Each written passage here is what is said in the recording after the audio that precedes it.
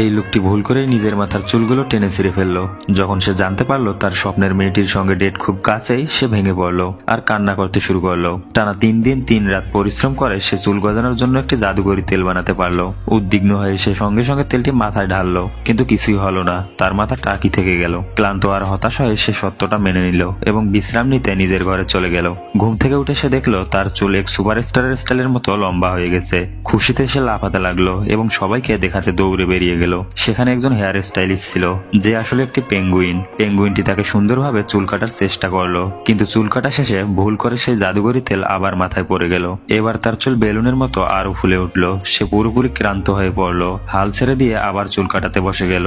চুল কাটা শেষ হওয়ার পর আবার দেখলো তার এক বন্ধু আঙুরের জুস ভেবে জাদুকরি তেলটি খেতে যাচ্ছিল। ভাগ্যক্রমে পেঙ্গুইন সময় মতো তাকে থামালো, কিন্তু সেই বিশৃঙ্খলার মধ্যেই তেলটি আবার সরাসরি তার মাথায় পড়ে গেল। পেঙ্গুইন রেগে গিয়ে মেশিনটা তার বন্ধুর হাতে ধরিয়ে দিল এবং সেখান থেকে চলে গেল। তার বন্ধু চুল কাটতে জানতো না, তাই সে পুরো মাথা কামিয়ে ফেললো। লোকটি একেবারে টাক হয়ে গেল। চরম হতাশায় সে মেঝেতে পড়া চুলগুলো কুড়িয়ে আঠা দিয়ে নিজের মাথায় লাগালো। পরের দিন যখন সে তার বান্ধবীর সঙ্গে দেখা করতে গেল, হঠাৎ করে সেই লাগানো চুলগুলো খুলে পড়ে গেল আর তার গার্লফ্রেন্ড অবাক হয়ে গেল।